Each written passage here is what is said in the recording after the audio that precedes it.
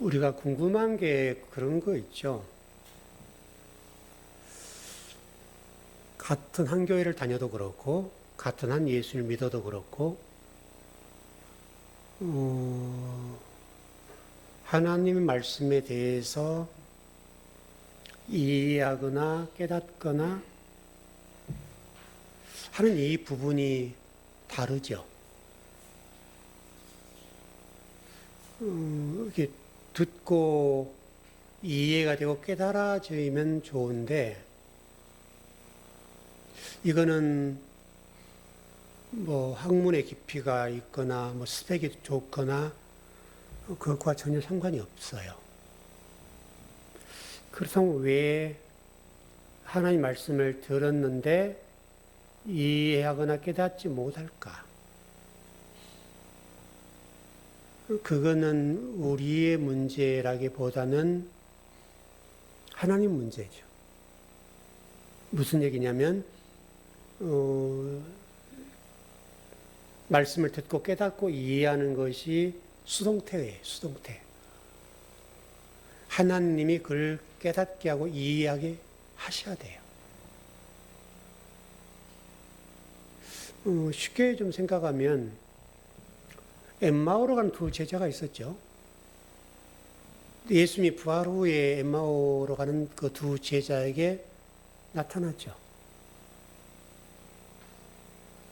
물론 이제 예수님 부활 후의 모습은 부활 전의 육체적인 모습과 다르죠. 그래서 몰라볼 수 있죠.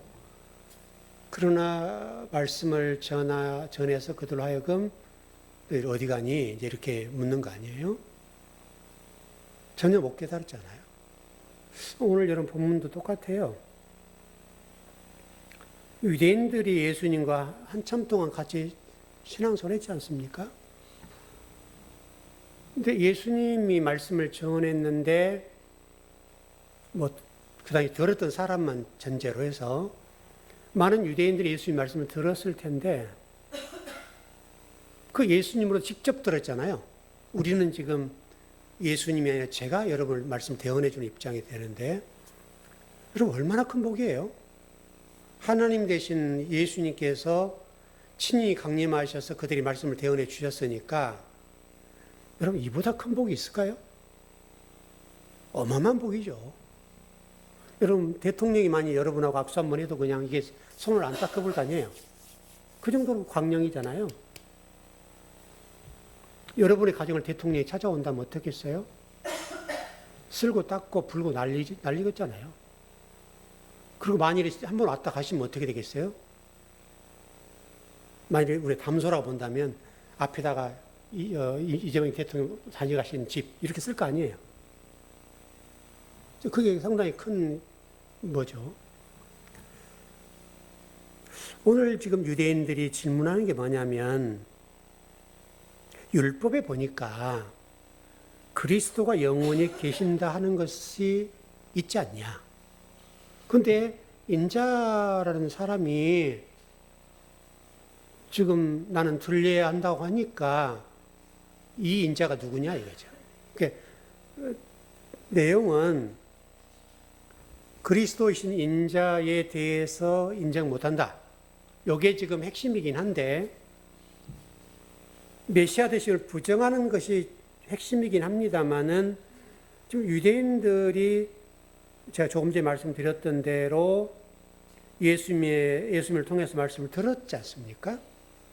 깨닫지 못하고 이해를 못한 거죠.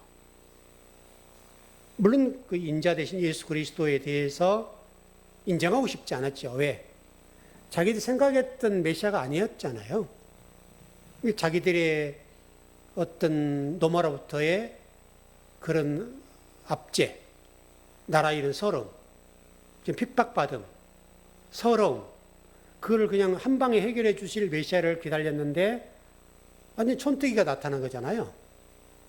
그렇잖아요.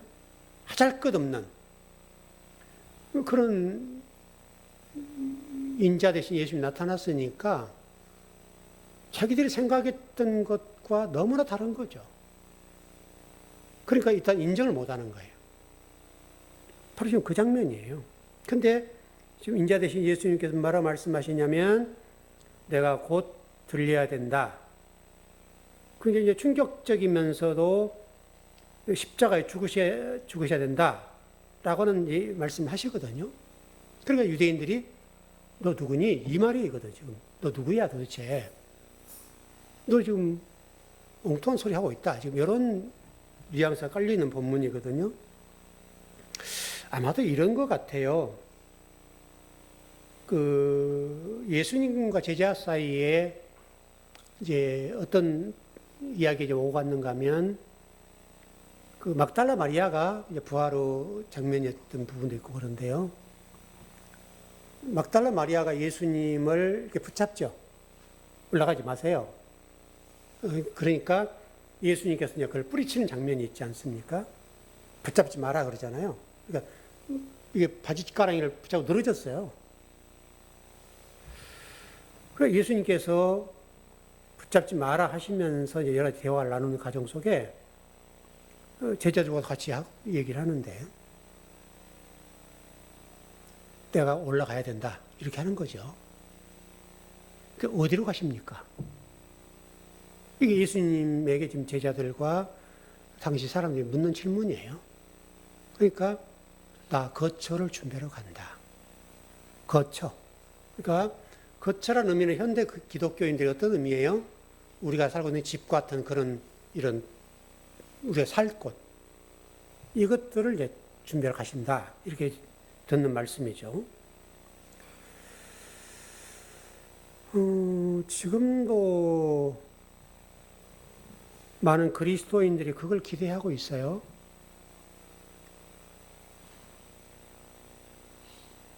근데 한 가지 우리 궁금한 것은 성경의 말씀이 뭐라고 말씀하셨는가 하면 내가 거처를 마련하고 곧 올게. 그러셨잖아요. 근데 2000년이 지났어요. 2000년이 지났다고요. 근데 지금도 기다리죠. 그래서 지금 그 한국 기독교인들 가운데 많은 간증을 보면 이렇게 흘러가는 것 같아요.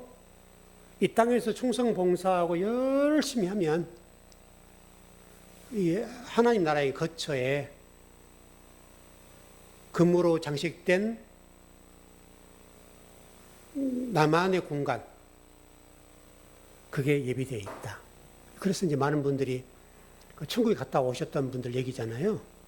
아, 어느 권사님 가서 보니까 으리으리하고 금으로 싹 하고 집이 너무너무 좋더라.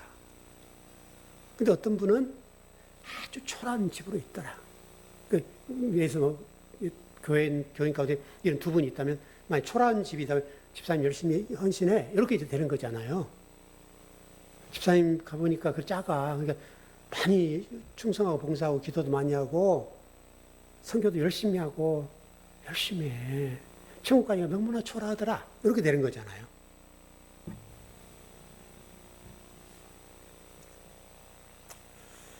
그래서 많은 그리스도인들이 의리의리한 저택을 기대하는 것 같아요.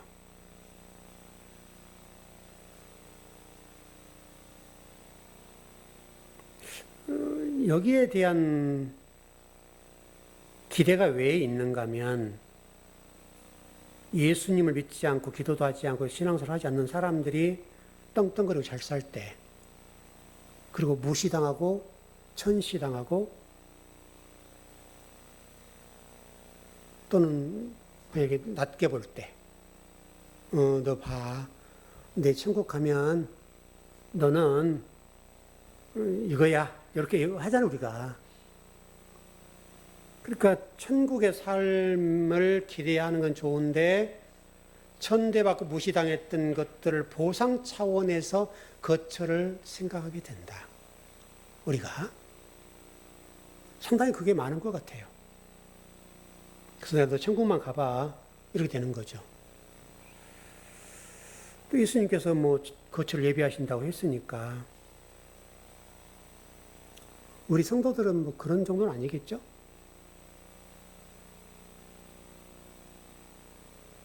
여기서 핵심이 뭐냐면 거처가 어디일까? 거처가 어디일까? 왜? 2000년을 기다렸는데 안 오셨으니까. 그러면 계속 예수님이 하늘나라 가서 집만 짓고 계시냐 이 말이죠. 그럼 그 많은 사람들 어디다 다 이렇게 다 집을 다 만들까요?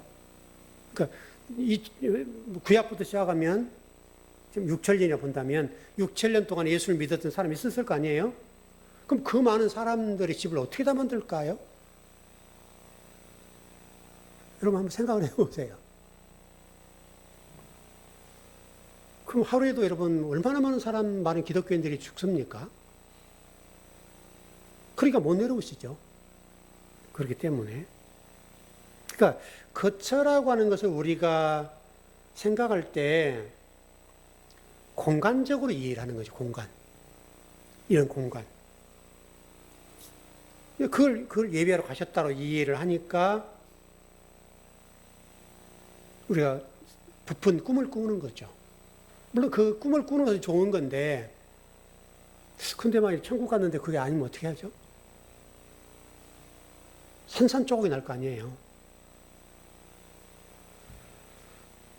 또 많은 역전을 기대했던 그리스도인들은 그게 아니면 얼마나 그 실망감이 클까요?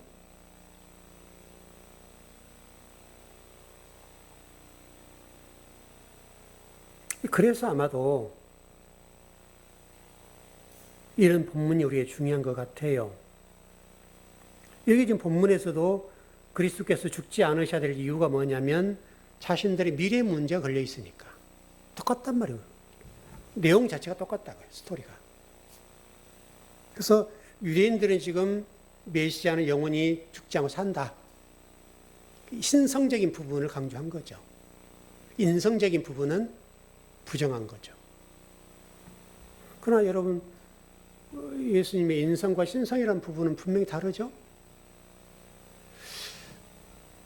제가 20장 공부하다가 여러분이 다 설교를 못할 상황인데, 그거는 내용이 너무나 좀 급진적인 부분이라 볼 수 있겠는데요. 내용은 좀 그런데. 그 막달라 마리아 있죠? 그 부분에 가서 딱 걸린 게 있었어요. 있는데, 설교는 할 수 없는.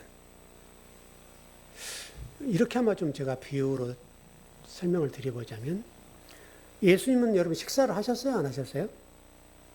우리처럼 밥을 먹었어요? 안 먹었어요? 밥을 드셨죠?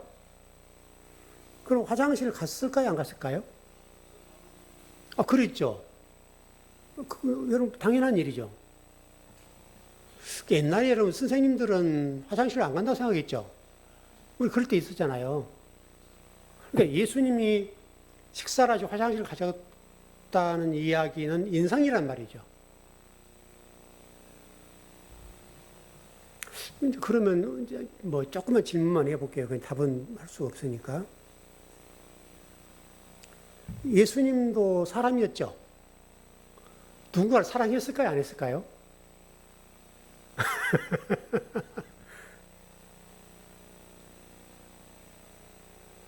거기까지만 할게요. 이제 그런 부분이 걸리더라 이거죠. 이게 딱 걸려요. 그래서 설교를 할 수 없으나 어떻든 간에 우리가 지금 공부하려고 하는 내용은 제자들과 유대인들에게 자신의 미래의 문제가 딱 걸려 있으니까 예수님 죽으시면 안 되는 거예요. 그래서 오늘 본문에 보면 인자라는 단어가 나오는데, 여러분 다니엘서로 한번 가보죠. 일전에 공부 한번 했던 것 같은데 이거 7장입니다.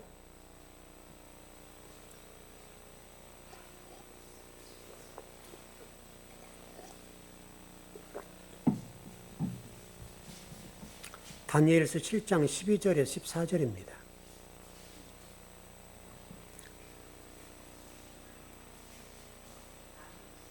다니엘서.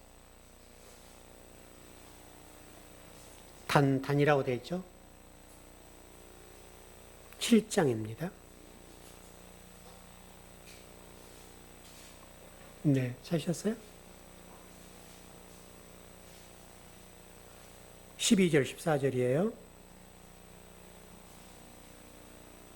예, 같이 한번 합독하시죠. 시작.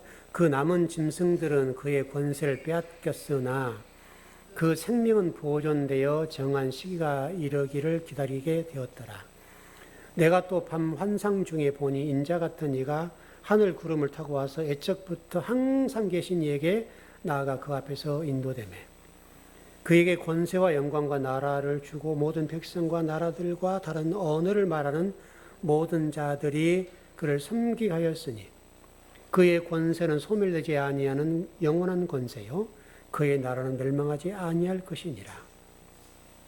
여기 인자라고 하는 게 뭐냐면 하나님의 왕권을 물려받은 그런 분, 그런 얘기거든요. 하나님의 왕권을 물려받은 아들 얘기죠. 그 인자라는 게 예수님께서 요한복음에 인자라고 하는 말은 이 말이에요. 내가 하나님으로부터 왕권을 물려받은 아들이다. 그 얘기를 하는 거거든요. 그래서 예수님께서는 이 인자라는 말을 즐겨 사용하세요. 이 말을. 그래서 다니엘서는 지금 뭐라고 얘기하냐면 그의 나라는 멸망하지 않을 것이다. 그렇게 돼 있죠. 그러니까 하나님으로부터 왕권을 물려받은 그 아들의 나라는 영원히 멸망하지 않는다. 그렇게 되어 있습니다. 우리 34절 한번 봐보죠. 자세히 한번 봐봐요. 간당간당하게 정리를 하고 나갈게요.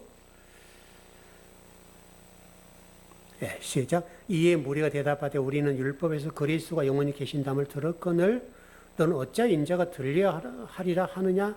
이 인자는 누구냐? 간단 정리하면 예수님이 십자가에 죽으신다 그 말이죠. 그 인자가 누구냐? 지금 얘기하는 건데요. 인자를 설명을 하고 있습니다. 35절.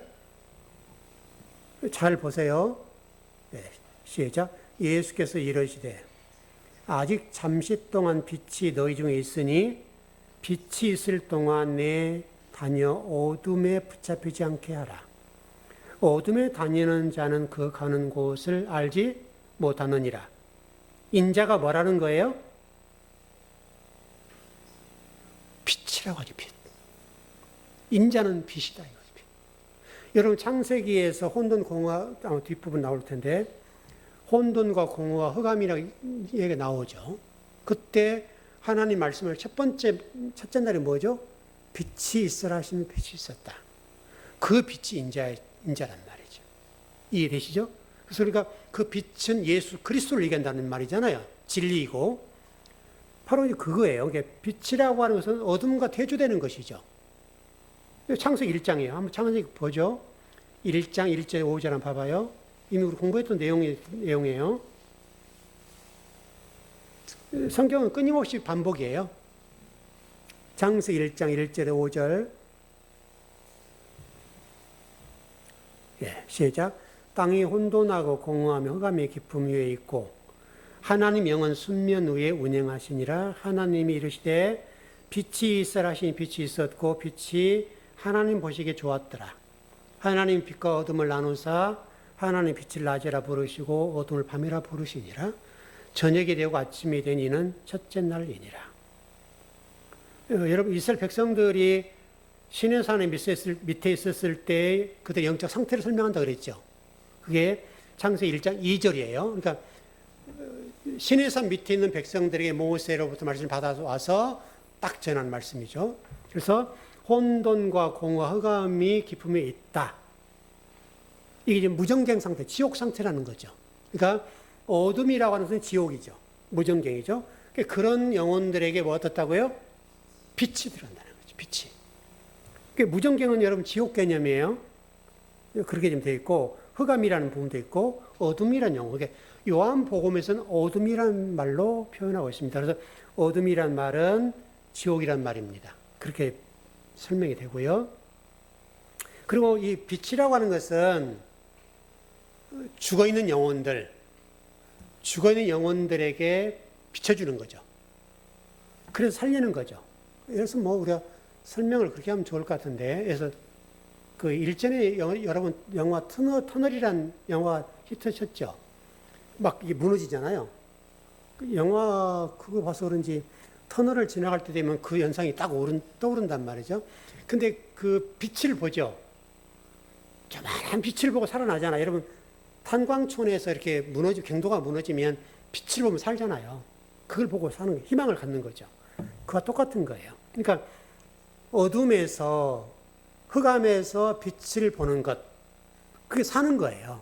그렇게 볼 수 있겠고, 그래서 어떻든 일전에 창세기 공부했던 것처럼 천재 창조라고 하는 것은 우주만물을 창조하신 것은 분명한데, 그걸 통해서 나는 이런 신이다, 요걸 설명하려고 하는 것이 아니라 표적이라고 설명을 드렸죠.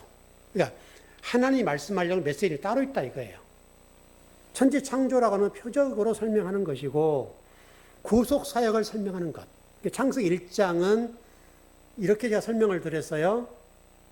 히브리어 알파벳으로 설명을 드릴 때 있었는데, 히브리어 알파벳으로 보면 이렇게 딱 떨어진다. 그리고 그 다음 자가 우리, 성전, 이렇게 설명드린 적이 있고, 그러니까 창세기 1장은 우리를 구속해주는 이야기를 설명하는 거예요. 창세기 1장. 그러니까 창세기 1장, 2장, 3장만 공부하면 실질적으로는 핵심은 공 끝나는 거예요. 그래서 저와 여러분들을 성전 만들겠다, 구속사역이죠. 그러니까 창세기 1장 끝이 바로 너를 내가 성전 만들어 놓을 거야. 그 요한계시록에서는 새하늘과 새 땅 얘기를 딱 끝나버리죠. 그 얘기인 거예요. 그렇게 지금 성경에 기록된 건데요. 바울은 이렇게 설명했네요. 고린도후서 4장 6절 한번 가봐요.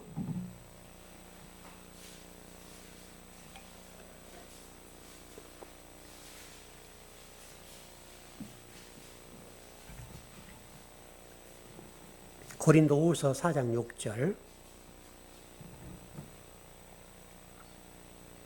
시작. 어두운 데에 빛이 비추라 말씀하셨던 그 하나님께서 예수 그리스도의 얼굴에 있는 하나님 영광을 아는 빛을 우리 마음에 비추셨느니라.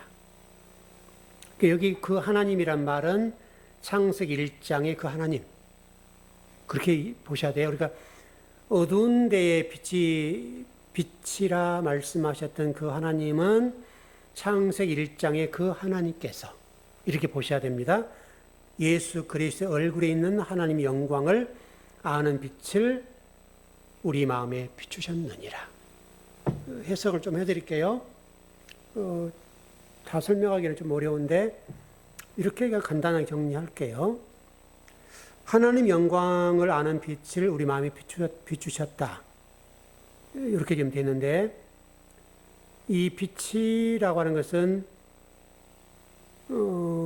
하나님 영광의 빛인데, 원어에 보니 뭐라고 되는가 하면 하나님의 소유된 영광, 하나님의 소유하고 계신 영광, 이렇게 좀 돼 있어요. 그래서 이게 지금 빛을 전부 다 소유격으로 또는 명사로 되어 있으니까 소유된 빛, 이렇게 좀 정리를 해야 될 것 같고요. 하나님의 소유된 빛을 주시는 거예요. 그러니까 예수님도 똑같습니다. 예수님께서, 제가 창세기 공부 때 이렇게 설명을 드렸죠. 달과 해라고 하는 것을 통해 설명드린 적 있죠. 달은 빛이 있어요, 없어요? 없죠. 햇볕을 반사하는 거죠. 그렇게 보시면 돼요. 하나님과 우리 관계가 이렇게 되어 있는 거예요. 그러니까 하나님께서 달의 빛을 반사시킴으로 이렇게 오는 것. 그렇게 제가 설명했던 부분이 있는데, 그렇게 돼서 핵심은 지금 그런 내용은 아니고요. 8장, 요한복음 8장 25절 한번 가봐요.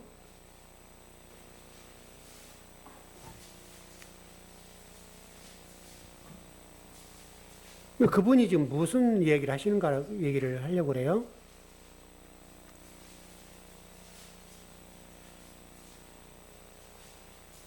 요한복음 8장 25절. 시작. 그들이 말하되 내가 누구냐? 예수께서 이르시되 나는 처음부터 너에게 말하여 온 자니라. 여기 나는 처음부터, 이걸 좀 해석을 해드릴게요. 처음부터라는 말은 지금 번역은 부사절로 되어 있어요.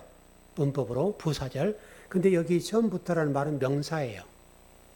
그 원문의 문법에 보면 명사니까 처음부터가 아니라 명사 목적격이니까 어떻게 되냐면 처음을 말하는 자다.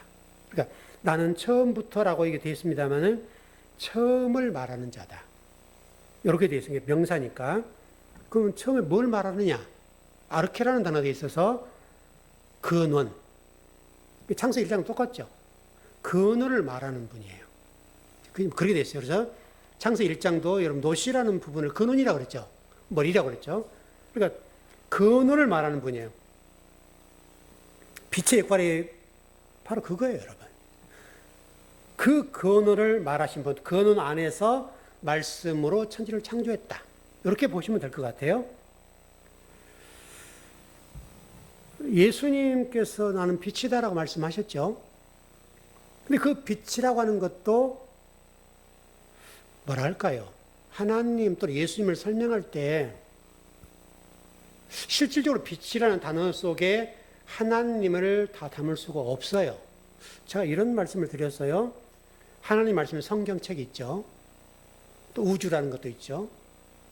그 성경책이라고 하는 것이 하나님이 어떤 분이가 설명했죠. 그 우리가 누군지를 설명하고 있죠. 그러면 성경 전체만 다 이해하면 하나님 아는가? 그러지 않다는 거예요. 하나님을 우리가 어떻게 설명하는 부분이 이렇게 기록됐을 뿐이지 하나님을 성경 안에 가둘 수가 없어요. 우주보다 크신 분이기 때문에 우주 안에 하나님을 가둘 수가 없어요. 성경책 안에 하나님을 가둘 수 없단 말은 성경 안에 기록된 하나님 말씀이 아니란 말이 아니라 하나님인 것은 분명한데 성경 안에 갇혀 있는 분이 아니라고요. 그러니까 다시 설명하면 예수님 빛이시다 설명하는 것은 그럼 그분 예수님이시래 이렇게 할 수는 있으나 그렇다 하더라도 그 빛이라고 하는 것으로 예수님을 다 설명을 못 한다고요. 이해되셨죠? 그러니까 예를 들어서 목회자가 성경을 공부를 하는데요. 뭐 저도 열심히 공부하는데 그러면 목사님 하나님 다 아시겠네요? 성경 다 알겠네요? 몰라요. 어떻게 알아요, 제가? 제가 공부하는 선에서는 알 수 있지만 왜냐하면 성경에 모르는 게 정답이에요. 모르는 것은 몰라요. 왜? 하나님을 설명해라 그러면 설명할 수 있어요? 다 못해요. 그래서 우리 선에서는 할 수 있지만 그렇다 하더라도 우리가 설명하는 하나님 안에 그분이 갇힐 수 있는가?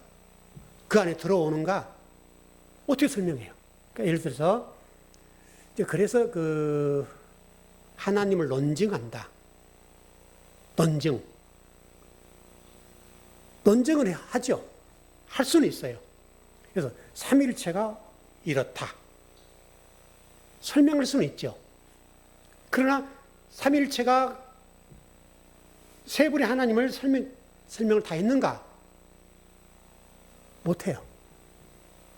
인간의 지식과 인간의 언어로 하나님이라는 이 삼위, 성부, 성자 하나님을 우리 인간의 지식으로 기록한다는 자체가 불가능해요. 그러니까 예수님 빛이다라고 해서 빛이 예수님이시네?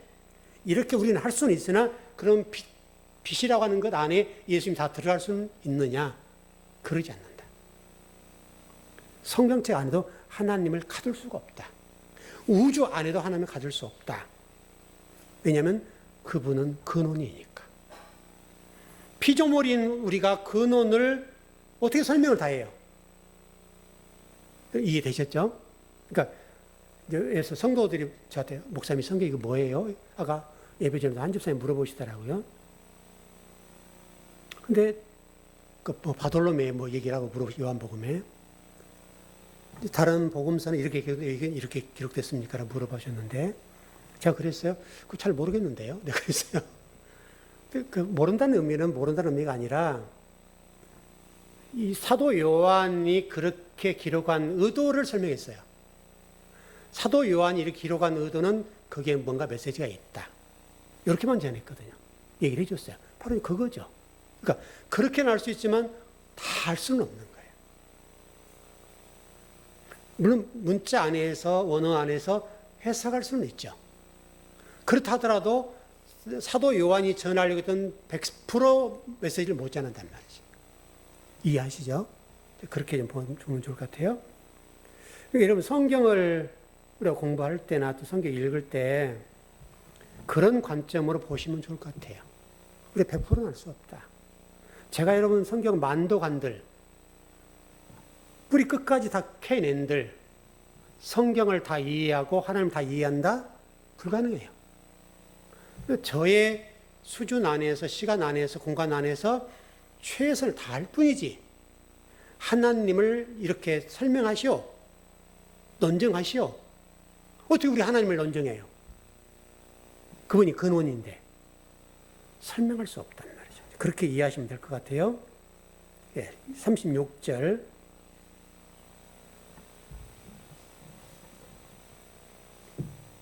요한복음 12장 36절입니다. 시작. 너희에게 아직 빛이 있을 동안에 빛을 믿어라. 그리하면 빛이 아들이 되리라. 예수께서 이 말씀하시고 그들을 떠나가서 숨으시니라. 이게 굉장히 본문이에요. 어려운 본문이에요. 빛이 있을 동안에 믿으라 그랬네요. 뭘 얘기하고 싶은 거예요? 너에게 아직 빛이 있을 동안에 빛을 믿으라 그랬죠. 그러면 여기서 얘기하고 싶은 게 뭐예요? 빛이 계속 예수 그리스도께서 계속 계시지 않겠다 그 말이죠. 그 말이 전제되어 있잖아요. 그럼 언젠가는 예수님이 없어진다는 말이에요. 다시 한번 죽으신다는 말이에요. 인자가 들려야 된다는 거예요.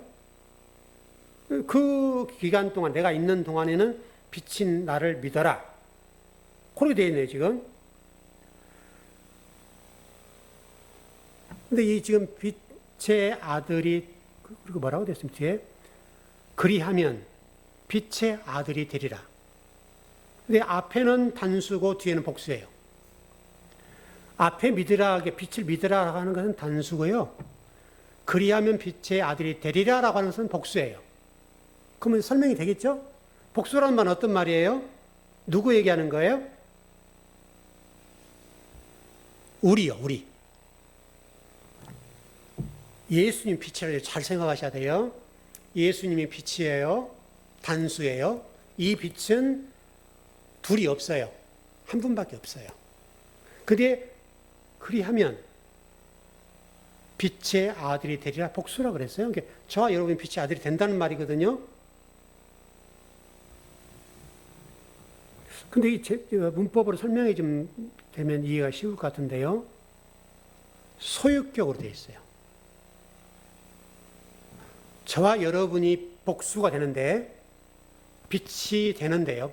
복수의 빛이 되는데 소유격이에요. 그건 그분에 의해서 결정된다는 말이기도 하고, 동시에 빛이신 예수 그리스도와 우리가 동격이다. 잘 이해하셔야 돼요. 그리스도와 우리가 이렇게 돼요. 그래서 성경은 예수 그리스도를 맏아들이라고 그러고 우리를 그 다음 둘째 이렇게 되는 거죠. 맏아들과 아버지의 아들로서의 동격이 되는 거예요. 맏아들, 그다음 둘째가 되는 거예요. 이해되시죠? 이해 안 되셔요? 이게 문법이 설명하는 게 뭐냐면, 여러분 지금 궁금한 게 뭐냐면, 나 같은 거예요. 어떻게 예수님과 하나가 동격이야? 여러분이 성전이시죠? 이제 설명을 좀 드려볼게요. 성전인데, 이 성전 안에 주님이 계세요. 그러면 그분의 성전이 된 거죠. 다시 한번, 빛이신 그리스도가 여러분에게 들어오셨죠? 여러분이 빛이 됐죠? 그게 동격이라고요. 이해되세요? 그럼 맘먹자 이 말이 아니라, 잘 이해하셔야 돼. 그러면 막 맘먹어도 되겠네. 이 말이 아니라, 그만큼 우리의 존재가 소중해졌다는 거예요. 귀해졌다는 거예요. 왜? 누구로 인해서? 예수 그리스도인 빛이신 그분이 내게 들어오셨기 때문에, 단소이신 그분이 내게 들어오셨기 때문에 내가 복수가 됐어요. 그러니까 나 혼자가 아니라 많은 믿는 사람들이 그리스도와 동격이 됐다. 여러분의 존재가 그런 존재라는 거예요. 이거는 무엇으로도 할 수 없는 복이에요. 하나님 되신 그분, 빛이신 예수 그리스도가 나에게 들어오셔서 나에게 비춰주셨잖아요. 들어오셨죠, 그러니까. 근데 내가 하나님의 빛이 됐어요. 빛의 자녀가 됐다고요. 그를 소유격으로 딱 해서 동격이다. 이렇게 동격. 소유격으로 해서 내가 소유격이 돼버린 거예요. 존재 자체가 바뀐 거예요. 땅의 존재에서 하늘적인 존재로 바뀌었어. 왜? 소유격으로 딱 규정해 놨어요. 여러분이 빛이래요. 에베소 5장 8절 한번 가봐요. 이렇게 됐어요, 여러분. 그래서 바울 서신이 그 설명하고 있거든요. 에베소서 5장 8절 가봐요.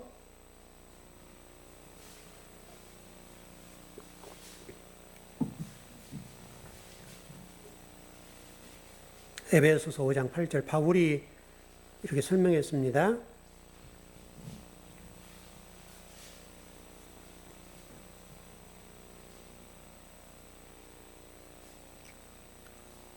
에베소서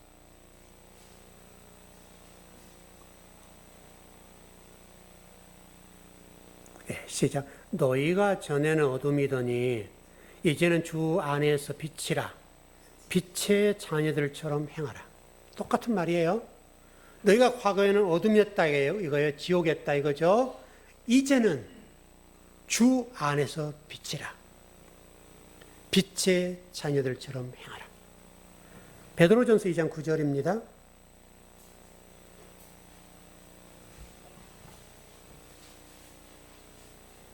여기 설명을 잘 하고 있습니다.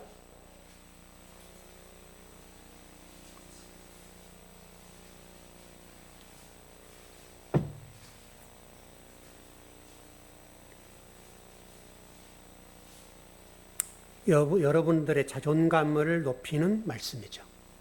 그리스도인 자존감이 낮으면 안 돼요. 왜? 빛이신 그리스도가 나의 주인이고 나에 들어오셨으니까요. 자, 베드로전서 2장 9절 시작. 그러나 너희는 택하신 족속이요 왕 같은 제사장들이요 거룩한 나라요 그의 소유가 된 백성이니 이는 너희를 어두운 데서 불러내요 그의 기이한 빛에 들어가게 하신 이 아름다운 덕을 선포하게 하려 하심이라. 보세요. 어둠에서 너희를 불러냈다. 그의 기이한 빛에 들어가게 하신 이의 아름다운 덕을 선포하게 하려 하심이라. 그분이 들어가겠다는 거죠. 그 소유격이라니, 소유격. 여러분의 존재라고 하는 것이, 어이구, 나 같은 것이, 여전히 우리는 땅에 살고 있기 때문에 땅에 생각을 하고 죄를 짓고 그렇게 하니까, 아이고, 내가 어떻게, 이렇게 할 수 있는데, 어둠에서 저와 여러분 불러내셨대요. 그리고 그의 기이한 빛에 들어가 계신 이의 아름다운 덕을 선포하게 하신다 이거죠. 다시 한번 성도는 에클레시아, 교회가 에클레시아죠. 어디로 불러냈다는, 어디서부터 불러냈다는 거예요? 베드로전서 2장에 보니까 어둠에서 불러냈대요. 여러분들을 저를 어둠에 불러내서 빛의 자녀가 만들었대요. 그래서 우리는 빛의 자녀예요. 그 어깨에 펴라고요. 그리스도인들은 자존감이 높아야 돼요. 없지만 이거는 있어야 돼요. 교만하라는 말이 아니라 여러분 마태복음 5장 14절 봐보세요. 이것도 똑같아요.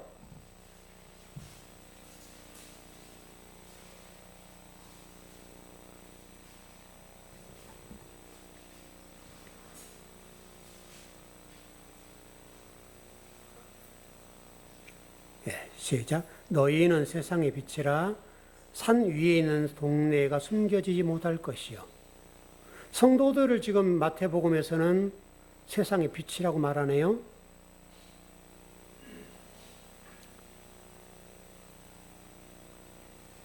여러분 제목을 제가 숨겨진 빛이라고 그랬죠. 그러니까 여러분이 빛인데 숨겨진 빛이 우리에게 있다. 그 말을 좀 하려고 이게 제목을 잡았어요. 그러니까 빛이신 예수 그리스도가 숨겨진 빛으로 우리에게 들어오셨기 때문에 그 단수 대신 예수 그리스도의 빛이 소유격으로서 우리가 복수가 되어서 어둠에 숨겨진 빛이다. 그분이 우리에 숨어 계신 거죠. 그걸 놓치지 않았으면 좋겠다. 그래서 제목을 이렇게 잡았어요. 숨겨진 빛이라고는 제목으로. 그러니까 성도가 그리스도 하나가 되면 성도들은 빛이 되는 거예요. 여러분 때문이 아니에요. 여러분 소유격이라니까, 소유격. 내가 이렇게 해서가 내가 빛이 되려고 해서 되는 게 아니고 그분이 나를 빛을 만든 거예요. 그래서 소유격으로 동격이 된 거예요. 그래서 그러니까 여러분 자신 아이고 나 같은 것 이렇게 할 필요 없단 말이죠. 우리와 관계없이 하나님 나를 그렇게 만들어 주셨어요. 그분이 하셨는데 아이고 목사님 나는 그거 안 돼요. 그렇게 할 이유는 없다 이거죠.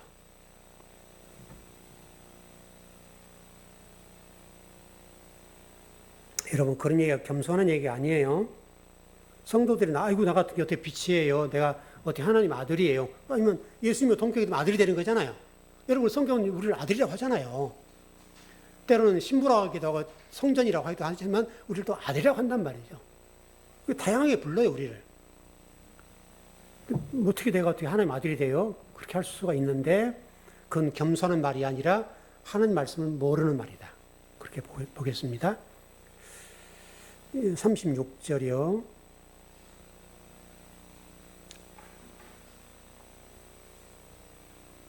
거기 아까 뭐죠? 하나를 안 하고 넘어갔는데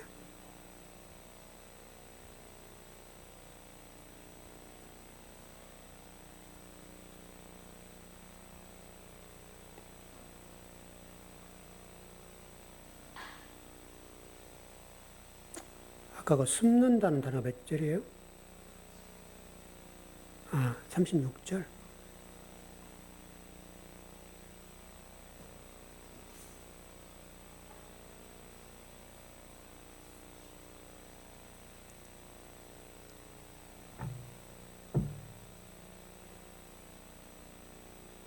그냥 넘어가도 될까? 여러분, 그 숨는다는 표현이, 우리가 지금 36절 공부하는 거죠?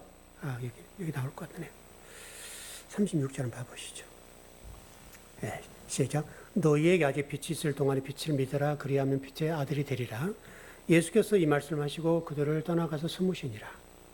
숨는다는 표현이 나오네요. 그 예수님께서 유대인들이 두드러 맞을 것 같으니까 도망가셨다. 이런 뉘앙스를 볼 수 있는 건데요. 여기도 수동태입니다. 저희로부터 분리되어 감추었다. 숨는다는 의미로 예수님이 유대인들이 무섭고 두려워서 살짝 피했다. 이런 뉘앙스로 들리는 본문인데 수동태입니다. 수동태란 말은 예수님의 의지와 상관없이 숨겨져 버린 거예요. 그래서 여기가 3인칭 단수예요. 예수님 자신도 모르는데 숨겨져 버렸다. 이렇게 이해하셔야 돼요. 본문은. 그러니까 잘못하면 예수님께서 비겁하게 그러셨네 이렇게 할 수 있는데 수동태로 그냥 예수님도 수동태로서 당하신 거예요. 당했다는 표현이 묘하긴 합니다만은 예수님이 숨을 의도가 없었다 할지라도 제3의 인물 하나님이 그를 수동태로 숨겨버렸어요. 그래서 이 본문을 그렇게 해석을 하셔야 됩니다. 이해되셨죠? 이 본문. 예수님이 아이고 비겁하게 예수님이신데 왜 숨어? 이렇게 될 수 있단 말이에요, 본문이. 근데 이건 숨겨진 거예요. 그래서 수동태고 3인칭 단수예요. 하나님이 그를 유대인들로 숨겨버렸어요. 예수님도 모르게 숨기셨다. 이렇게 보는 거죠. 되는 거고요. 37절. 시작. 이렇게 많은 표적을 그들 앞에서 행하셨으나 그를 믿지 아니하니. 제가 아까 듣고 이해하고 깨닫는 것은 우리 의지로 된다고요? 안 된다고요? 안 된다. 믿는 것도요? 똑같아요. 여기 지금 예수님께서 많은 표적을 그들 앞에서 행했는데 그를 믿지 않았다고 그러죠. 그러니까 여러분 성경은 예수님께서 표적을 행하신 의도와 목적이 뭐예요? 예를 들어서 제가 신유 연사기다 합시다. 예를 들어서 그래서 암 환자가 외부로부터 와가지고 뭐 선물을 듣고 왔다고 합시다. 오늘 주일날. 그래서 이제 능력이 있으니까 가장 앞에 와서 이제 예배를 드리고 목사님 제가 이러신데 기도 한 번만 해주세요. 그래서 나았다 합시다. 예를 들어서 병이 나았어요. 그럼 병이 나았으니까 하나님이 저를 통해 일을 하신 거죠. 그럼 낫게 하는 하나님의 의도는 뭐예요? 그 벤주섭이라는 목사가 신유원사가 많아서 역시 이거 하기 위해서 그런 거예요? 하나님의 살아계심, 그를 예수 그리스도를 믿게 하고 하나님을 믿게 하기 위해서 그런 거잖아요. 그렇잖아요.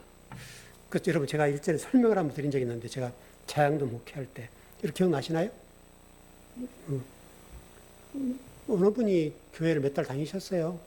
그래서 대신방 때 신방을 갔더니 암 환자예요. 암 환자. 그분 목적은 병을 낫기 위해서 교회 오신 분이에요. 목적이 이제 그거죠. 근데 제가 초년병 때니까 그때는 전도사 때예요. 초년병 때니까 얼마나 뜨거웠겠어요. 그러니까 힘껏 기도해 줬다고 이렇게 표현이 그렇습니다. 그때 저는 모르죠. 뭐 그게 나은지 안 나은지, 능력이 나갔는지 안 나갔는지 저는 모르죠. 왜냐하면 저는 손만 얹었을 뿐이지 제가 하나님 능력을 행하셨는지 안 하는지 제가 어떻게 알아요?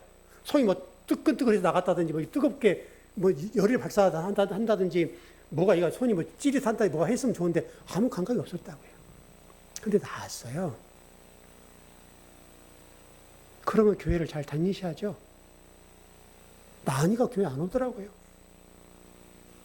그래서 제가 그대로는 생각을 했어요. 이거 안 돼. 이거 아니구나. 기도를 해주더라 살살 해주든지 긴 기간 동안 해주든지 그래야 되겠구나. 이제 그게 목회 초년병이니까 얼마나 뜨겁게 기도해 주겠어요. 근데 나으니까 교회를 안 와버리더라고요.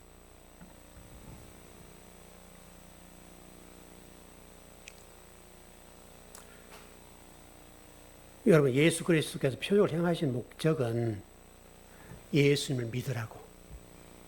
근데 사람들은 뭘 봐요? 표적만 봐요. 설명이 다 됐죠? 38절.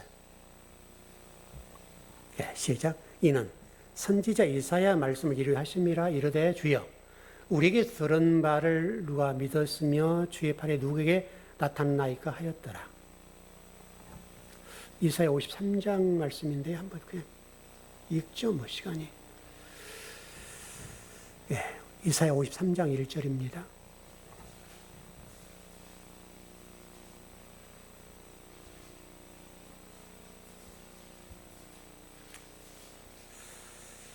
읽고 마쳐야 될 것 같으니 다 오늘 다 설명을 못 할 것 같네, 시간이. 원래 지금 오늘 9쪽까지 가야 되는데 원래 2번 설교하려고 하는 건데 이게 될라나 모르겠습니다.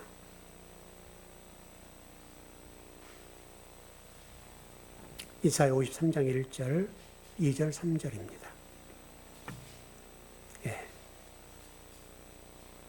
시작. 우리가 전한 것을 누가 믿었으며 여호와의 팔이 누구에게 나타났느냐? 그는 주 앞에서 자라나기를 연한 순 같고 마른 땅에서 나온 뿌리 같아서 고운 모양도 없고 풍채도 없은즉 우리가 보기에 흠모할 만한 아름다운 것도 없도다. 그는 멸시를 받아 한 사람들에게 벌을 받았으며 강고를 많이 겪었으며 질고를 아는 자라. 마치 사람들이 그에게서 얼굴을 가린 것 같이 멸시를 당하였고 우리도 그를 귀히 여기지 아니하였도다. 이 간단한 얘기는 어떤 얘기냐면 이사야를 통해서 하신 말씀이 메시아가 어떤 모습으로 오신다. 그 얘기입니다. 지금 다 설명을 못하고 좀 결론을 맺겠습니다. 2번이 맞춰야 되는데 될라나 모르겠네요. 3번 가기로 좀 어중간하고 한번 봐보겠습니다. 어쨌든 오늘 본문의 말씀들을 잘 정리하셨죠? 이렇게 하나하나 공부를 잘해서 차곡차곡 쌓아갔으면 좋을 것 같습니다. 기도하겠습니다. 하나님 감사합니다.